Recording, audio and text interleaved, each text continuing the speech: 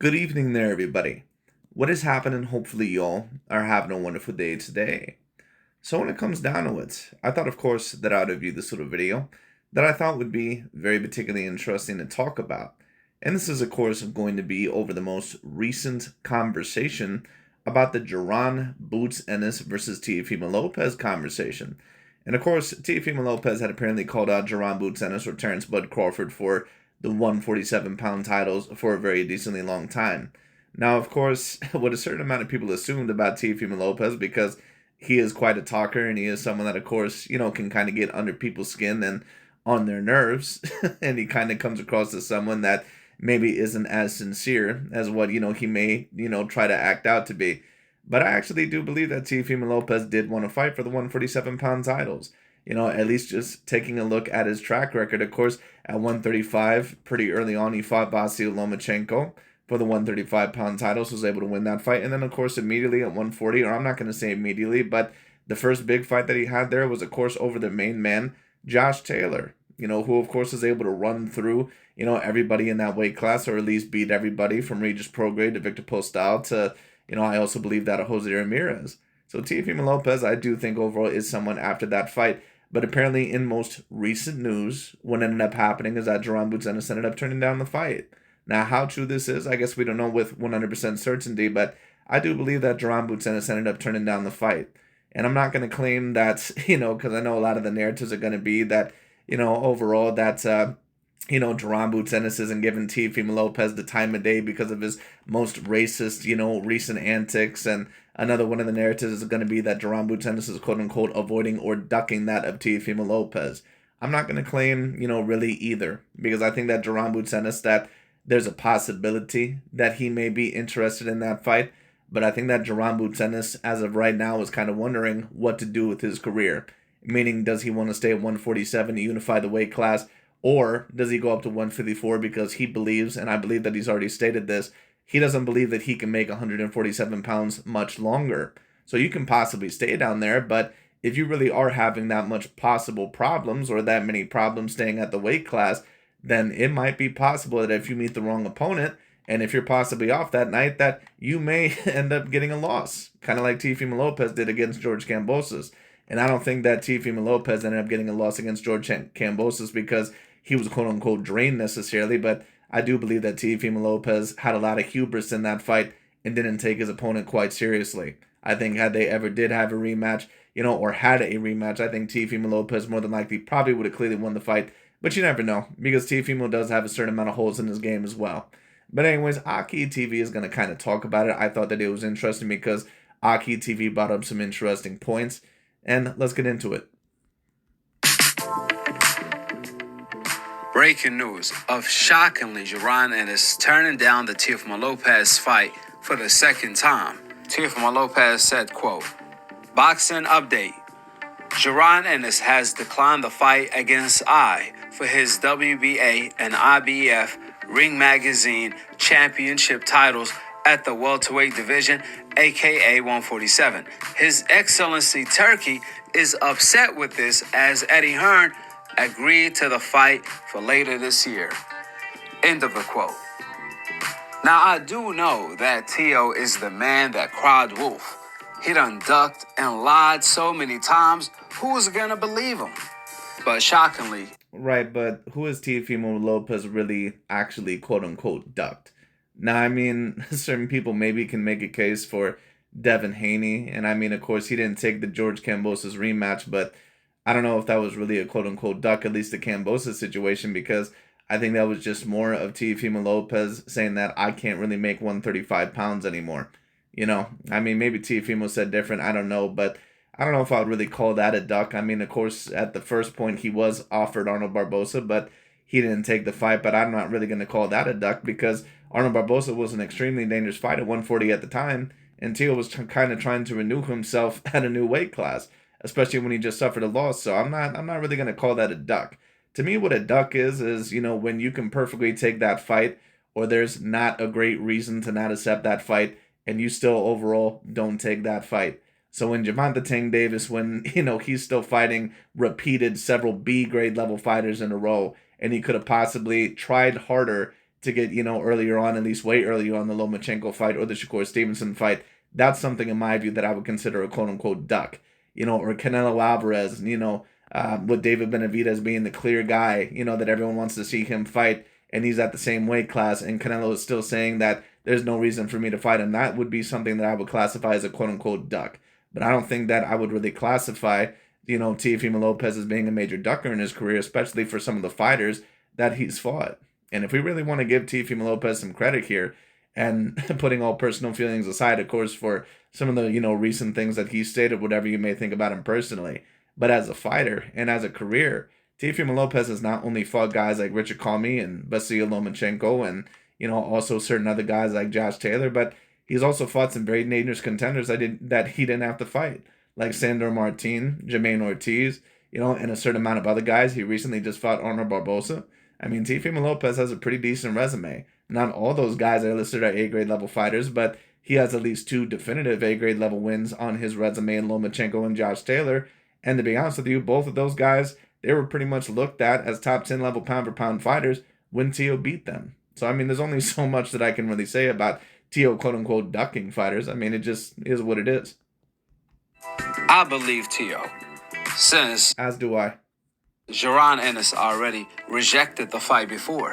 Plus, Eddie Hearn, Jaron Ennis' promoter, he came out stating that Jaron Ennis is not really that interested in the Teofimo Lopez fight.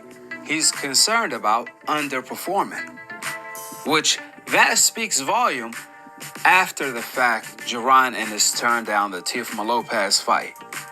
Man, I'm telling you, that's disappointing. Well, what I'm going to personally state is this. I'm not going to claim that Jaron Boots Ennis is quote-unquote scared of Teofimo Lopez. But what I also will state about Jaron Boots Ennis is this. You have to make a decision, and you kind of have to make a decision within these next couple of fights. Now, Jaron Boots Ennis is a guy that I believe he's relatively young. I think he's like 26, 27 years old. Maybe he's a little bit older than that, maybe 28. I don't know. But the thing is that you don't want to end up like Demetrius Boo Andrade or Gervonta Tank Davis, be 30-something years old, and you still don't have a whole lot to show for it in terms of a resume. Now, I'm not going to go that far with that of a Jaron Boots Ennis quite as of yet, but the point being is that, I don't know if he really has any confirmed A-grade level wins on his resume. I mean, he recently beat that one Lithuanian fighter, Eimantas Stanionis, but point being is that apparently Jaron Boots Ennis and his side alleged that, Virgil Ortiz was avoiding him. Virgil Ortiz moved up to 154. They recently offered him a fight at 154, and he turned it down. Now, I can kind of understand why, because he wants to go for undisputed, but the point is that now this is the second fight that apparently you've turned down, and I believe it, because I believe that it also was stated that he turned down the Virgil Ortiz fight, and Jaron Boots Ennis didn't seem to argue very hard against it, so that leads me to believe that it's true, and also more than likely I believe that this is true as well. So, I mean, he's going to have to make a decision, because Jaron Boots Ennis is kind of stuck in the middle of, I want to stay at 147 and completely unify the weight class, but I don't know how much longer I can really stay down here. The point is that if you're not going to get big fights at 147, you're going to have to make a decision. Now I don't think his career will end up as disappointing as what a Demetrius Andrade's, was, or, so far what a Gervonta Tank Davis's has been. And I know a lot of people are going to say, why would you say that Gervonta Tank Davis's career is disappointing? He's one of the biggest stars in the sport, right? But who the fuck does he really have on his resume to show for it? I mean, no offense, but other than Ryan Garcia and Frank Martin, no one gives a shit about any of those other guys. No one cares about Isaac Cruz. No one cares about Rolly Romero or Mario Barrios or Hector Garcia. No one gives a shit. And then most recently, he had a draw against Lamont Roach. Like, it's no offense, but Devin Haney and Teofimo Lopez, within a certain amount of less fights, they already have a decently better resume than Gervonta Tank Davis. It's no offense, but I mean, it just is what it is, just the facts of the situation. So like I said, we'll see. But Jaron Boots Ennis, he's going to have to make a very quick decision very soon about if he wants to stay at the 147-pound weight class, if he can get that fight against Brian Norman Jr. Because to be honest with you, that's really the only fight that anyone's going to give a fuck about. No one cares if you fight Mario Barrios, overall for the 147-pound title. Everyone knows that Mario Barrios is not an A-grade level fighter, even if he beats the 50-year-old Manny Pacquiao. No one cares. Pointing because Jaron Ennis keeps talking about he's chasing legacy, this, that, and the third. Well, ironically, Teofimo Lopez fight is the biggest legacy and money fight for Jaron Ennis at the moment in time, since he doesn't have other opposition. I know Jaron Ennis wants to unify, but the other champions don't want to fight him. Even then, let's be real. Every single belt at the welterweight division, no one beat a champion for it. All of the champions at... And I'm glad that AKHi TV is saying that. Let me give AKHi TV some credit. Because usually what AKHi TV's whole shtick is that I'm going to try to make, any black fighter that I really love to promote to my fan base, I'm going to try to make their resume seem 10 times better than what it actually is. And then any fighter that I need to tear down that's non-black, I'm going to try to make their resume look that much more destitute. That's usually what he does. But let me give AKHi TV a little bit of credit there. I agree. There are not any A-grade, legitimate A-grade level names there other than that of Jaron Ennis. I don't even know if Brian Norman Jr. would really be an A-grade level name. 147 won their title. I mean, you could debate it. You could debate that Iman Stanionis and Brian Norman Jr., that they're A-grade level fighters, but it's not like, they're exceptional. Email. That's what they said about Devin Haney. So it ain't that big of a deal to unify against another email champion, since no one beat the original champion Crawford for them. What's more impressive than unifying at 147 is to fight the champion Teofimo Lopez, who is a real champion. Hate him or love him, he beat the likes of Lomachenko. That alone qualifies him to be Jaron and his most interesting fight. A lot of people was clowning Timothy Bradley for staying. Isn't that interesting how AKHi TV says that Vasyl Lomachenko, that alone qualifies him as Jaron Ennis' big fight? Why? I thought Vasyl Lomachenko wasn't as good as what a lot of people hyped him up to be. So, people, a lot of these channels, although they love to talk all this shit about, how Vasyl Lomachenko was super overrated and all sorts of stuff. I mean, listen, don't get it twisted. Were there certain things where Lomachenko was being pushed a little bit farther, overall than what he probably should have been, and was a part of it was because he was a quote-unquote white fighter or a Caucasian? Sure, absolutely. Like when people were comparing him to that of Mayweather, absolutely. But I mean, to be fair, it's not like Lomachenko is the only fighter to be compared to Mayweather or other all-time great level fighters. We've seen him with Inoue, we've seen him with Crawford, we've seen him with other guys. Sometimes, people, they get a little bit, excited and they kind of compare a little bit too early, no matter the fighter. But, point is that Lomachenko did have an astounding career at the lighter weight classes. Now, is he on the level of Canelo or Crawford or Usyk in my view? No, not quite. But he's about a level below those guys. That he believes this is a 50-50 fight. And I told you guys, I believe the same thing. However, a lot of the fans disagreed. Well, after Jaron Ennis turned down the Teofimo Lopez fight, this clearly indicates that Jaron Ennis is not that confident that he can beat Teofimo Lopez. And for well, or maybe Jaron Ennis just doesn't want to be possibly drained, for that potential fight. I think he realizes that fight overall would be a very big fight, and I think that there's a possibility that he wants to be at his absolute best, and maybe he doesn't know if at his absolute best would be at 147 anymore. So, I mean, we'll see.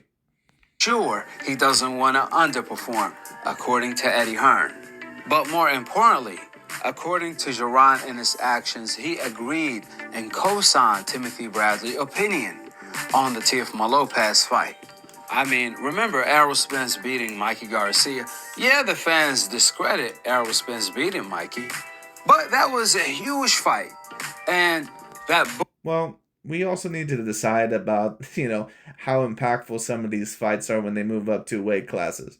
Because AKHi TV and Dante's Boxing Nation, these are the same guys that love to claim that Canelo Alvarez with his win over Charlo, that, it was a Charlo that was moving up to weight classes, right? Mikey Garcia was moving up to weight classes as well. Now, Mikey Garcia, of course, had won a championship at 140. But, I mean, even if we want to make that proclamation, we can also say the same thing about Crawford. Crawford recently just won a belt at 154. And now overall he's moving up to 168 to fight Canelo, who definitely is not a natural 168 pounder. And they're claiming that Crawford is moving up 3 weight classes. Obviously, every case is a little bit different, but that's why I say we have to kind of judge, each fight and say, okay, what is the size of this fighter? And on top of that, how much credit do they deserve? And I agree that was a big fight at the time, but it's not like I can say that was an A++ win for Spence, because Mikey clearly was smaller by at least about a weight class. It just is what it is. And I mean, like I'll say this, for example, I thought that Charlo and Canelo were definitely more comparable in size than what Mikey and Errol Spence were. Boosted Errol Spence's career and resume, which is exactly what Jaron Ennis wants to do. Who doesn't?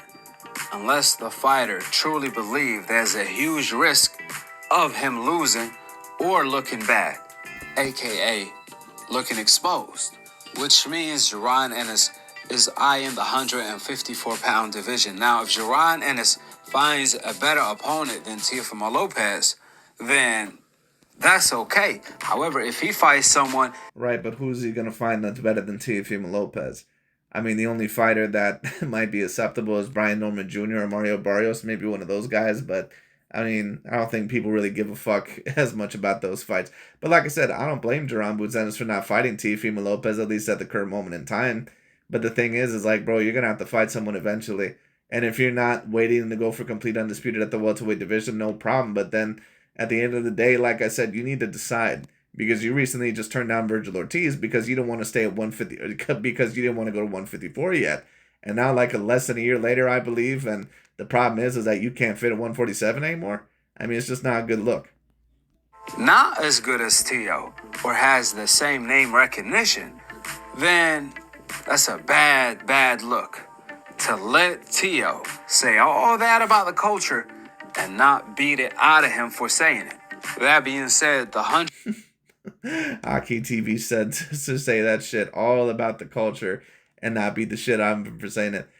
I'm not listening. I'm not stating overall that Teofimo Lopez, that what he stated was not wrong, but this dude AKHi TV, man, like this dude wishes he was black so bad. Like it's really embarrassing how so many overall of the black, boxing fan base overall really just lets AKHi TV quote unquote speak for them. And he's not even a black, but he has ancestry, I believe, from like Yemen or some shit like that. And then and like they're like, yeah, I cut AKHi TV. You tell it how it is. You tell it how it is. For a lot of the us black people and black fighters out there. It's like, are you serious? Like it's just fucking pathetic.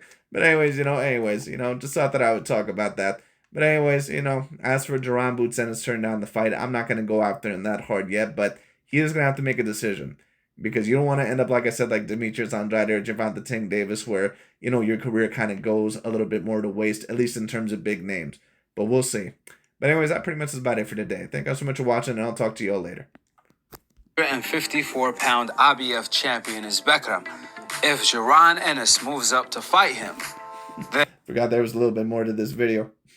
And I could care less about Jaron Ennis fighting Teofimo Lopez. However, if he doesn't, again, that's a terrible look for Jaron Ennis. That being said, go ahead and drop your thoughts. Anyways, that will be it. My apologies.